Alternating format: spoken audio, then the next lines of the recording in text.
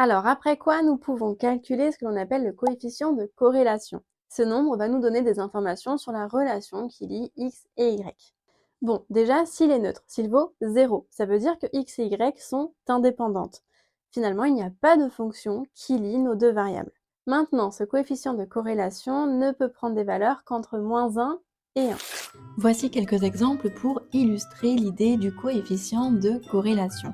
Si on a un nuage de points dont les points sont très éloignés de notre droite de régression, à ce moment-là, on va tendre vers 0. Plus les points sont éloignés ou parsemés autour de cette droite, et moins il sera pertinent de faire une droite de régression, plus le coefficient de corrélation sera proche de 0.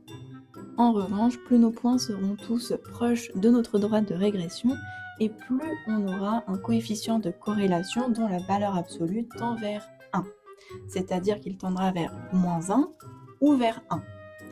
Quand notre coefficient de corrélation tend vers -1, cela signifie qu'on a une fonction affine décroissante.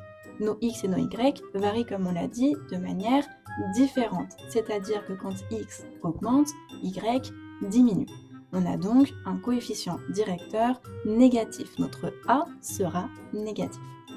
Et si notre coefficient de corrélation se rapproche de 1, alors notre droite sera croissante, les x et les y varient dans le même sens, et donc on a un coefficient directeur positif. Notre a est positif.